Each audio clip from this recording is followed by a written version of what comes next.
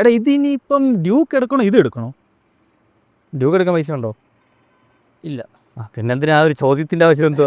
ഇതിവിടെ 2.5 ലക്ഷത്തിന് കിട്ടുമ്പോൾ നീ 4 ലക്ഷം മുടക്കി ഡ്യൂക്ക് എടുക്കാൻ പോകും? അത് ആലോചിക്കും. ഓൾമോസ്റ്റ് സിമിലർ പവറായി ഇപ്പോൾ 43 bhp ഇതും പ്രൊഡ്യൂസ് ചെയ്യുന്നുണ്ട്.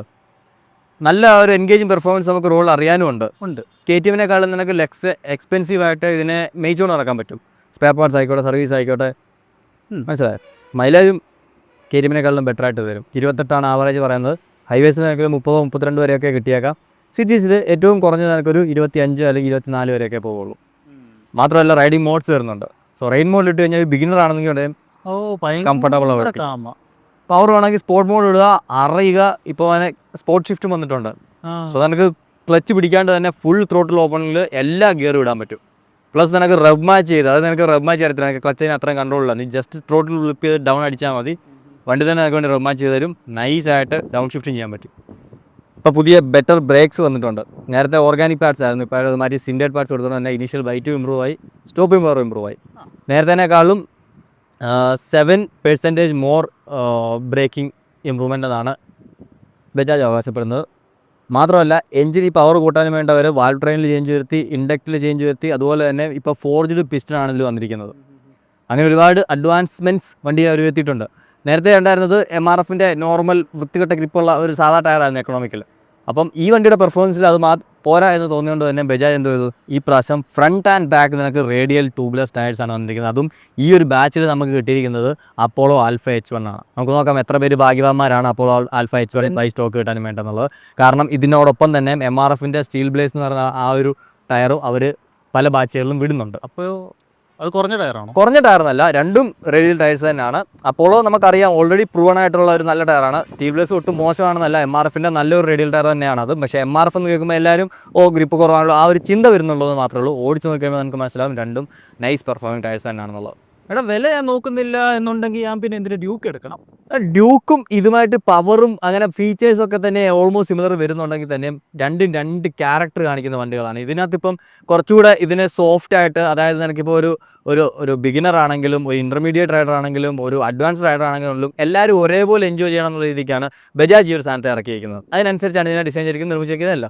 എന്നാൽ ഡ്യൂക്കിലേക്ക് വരുമ്പോഴത്തേക്ക് ഒരു അഡ്വാൻസ്ഡ് റൈഡർ അല്ലെന്നുണ്ടെങ്കിൽ ഇൻ്റർമീഡിയറ്റിൽ നിന്നും അഡ്വാൻസിലേക്ക് കയറുന്ന ഒരു റൈഡറിനെ സാറ്റിസ്ഫൈ ചെയ്യാൻ വേണ്ടിയിട്ടുള്ള കാര്യങ്ങളാണ് അതിലുള്ളത്. അതുകൊണ്ട് തന്നെ ഈ ഒരു ബിഗിനർ ആണെന്നുണ്ടെങ്കിലോ അല്ലെങ്കിൽ കംഫർട്ട് കുറച്ചും കൂടെ പ്രാധാന്യം നൽകുന്ന ഒരാളാണെന്നുണ്ടെങ്കിലോ ഡ്യൂക്ക് ഓടിക്കുമ്പോഴത്തേക്ക് നിങ്ങൾക്ക് മടുപ്പായിരിക്കും. പ്രത്യേകിച്ച് ഈ ഒരു വണ്ടി സിറ്റിയിൽ ഓടിക്കാൻ ഭയങ്കര സുഖമാണ്. ഇതൊരു 400cc വണ്ടിയാണെന്നേ പറയത്തില്ല. ഒരു 300 അല്ലെന്നുണ്ടെങ്കിൽ 250 നല്ല പവറുള്ള 250 പോലെയാണ് ഈ റെയിൻ മോഡിലൊക്കെ ഇട്ടുള്ള ഇതിൻ്റെ പെർഫോമൻസ് എന്ന് പറഞ്ഞാൽ. പക്ഷേ KTM എന്ന് പറയുമ്പോൾ അങ്ങനല്ല. KTM എല്ലായിടത്തും ആ ഒരു ബ്ലാസ്റ്റിംഗ് പെർഫോമൻസ് നമുക്ക് ഇങ്ങനെ കാണിക്കാൻ വേണ്ടി വെമ്പി നിൽക്കും. അതിൻ്റേതായിട്ടുള്ള ആ ഒരു എഞ്ചിൻ്റെ ക്യാരക്ടർ നമുക്ക് മനസ്സിലാകുന്നത്. അത് ലോവർ റെപ്സിൽ അത്ര സുഖം കാണത്തില്ല, ആ വൈബ്രേഷൻസ് എനിക്ക് ഫീൽ ചെയ്യും.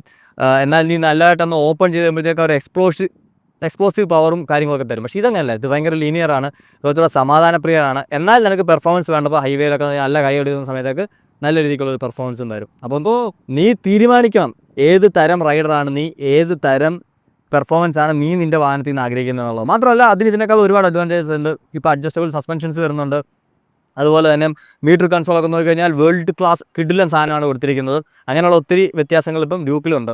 സോ ടെക്നിക്കലി നോക്കിക്കഴിഞ്ഞാൽ അഡ്വാൻസ്ഡ് മോഡൽ ഡ്യൂക്ക് തന്നെയാണ്. പക്ഷേ രണ്ടിൻ്റെയും പ്രൈസ് ഗ്യാപ്പ് നീ നോക്കുകയാണെന്നുണ്ടെങ്കിൽ ഏകദേശം 1.5 ലക്ഷം രൂപയുടെ വ്യത്യാസം നിനക്ക് അവിടെ ഫീൽ ചെയ്യും. സോ ഡെഫിനറ്റായിട്ടും പൈസ കൂടുതൽ മുടക്കിക്കഴിഞ്ഞാൽ നമുക്ക് കൂടുതൽ സാധനങ്ങൾ കിട്ടും. എന്നാൽ നമ്മൾ നോക്കേണ്ടത് എന്താണ്, നമ്മുടെ കയ്യിലുള്ള പൈസയ്ക്ക് നമുക്ക് എന്തോരം വാല്യൂ ഫോർ മണി ആയിട്ട്, അല്ലെങ്കിൽ നമ്മൾ മുടക്കുന്ന പൈസയ്ക്ക് മാക്സിമം വാല്യൂ കിട്ടുന്നത് എന്താണെന്നുള്ളതല്ലേ. അങ്ങനെ വെച്ച് നോക്കുമ്പോഴത്തേക്ക് this is A good choice. ഈ വണ്ടിയിൽ ഇത്ര ഇഷ്ടപ്പെട്ട കാര്യങ്ങൾ എന്ത്? Good question. എനിക്കിത് ഏറ്റവും ഇഷ്ടപ്പെട്ടതിൻ്റെ എഞ്ചിനാണ്.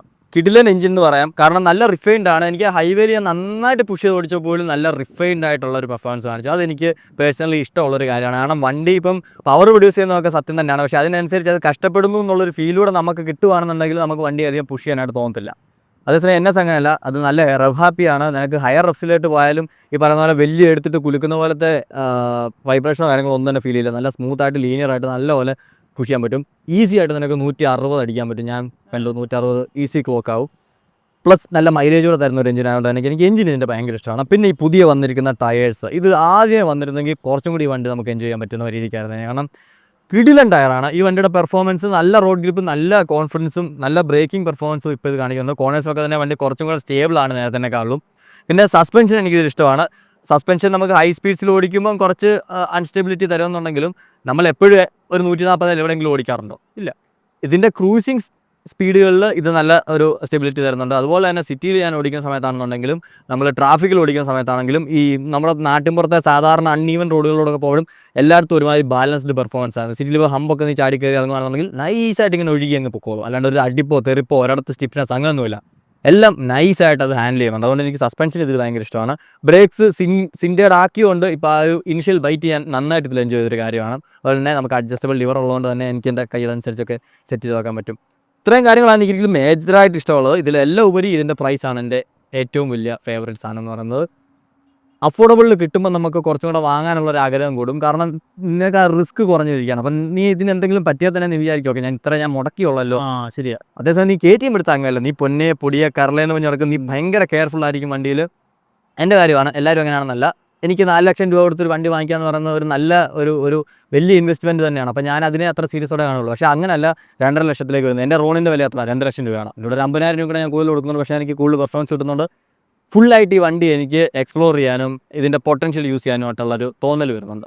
അതുകൊണ്ട് തന്നെ പ്രൈസ് എനിക്കിതിൽ ഏറ്റവും ഇഷ്ടപ്പെട്ടൊരു കാര്യമാണ്. അപ്പോൾ ശരി, അത്രയൊക്കെ കാര്യങ്ങളാണ്. ഓടിച്ചു നോക്കുക, അതെ തീരുമാനിക്കുക. അല്ലാണ്ട് വല്ലവനും പറയുന്നത് കേൾക്കാതിരിക്കുക. യൂട്യൂബ് വീഡിയോസ് മാത്രം കണ്ടുകൊണ്ട് വണ്ടി എടുക്കാൻ പോകാതിരിക്കുക. മനസ്സിൽ ആഗ്രഹമുള്ള വണ്ടികളൊക്കെ പോയി ഓടിച്ച് നോക്കിയിട്ട് നമുക്കത് എങ്ങനെയുണ്ടെന്നുള്ളത് നോക്കുക. നിനക്കിപ്പോൾ KTM എടുക്കാൻ താല്പര്യമുണ്ടെങ്കിൽ KTM ഇതോടെ ഓടിച്ച് നോക്കുക. നിൻ്റെ കയ്യിലുള്ള പൈസ വെച്ച് കമ്പയർ ചെയ്യുക. നിനക്കത് വേണോ വേണ്ടോ എന്നുള്ളത് ചിന്തിക്കുക. വേണം എന്നാണ് നിൻ്റെ മനസ്സ് പറയുന്നുണ്ടെങ്കിൽ ഗോ ഫോർ ഇറ്റ്.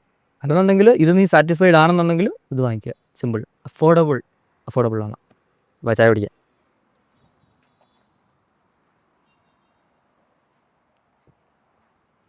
താക്കിയതോ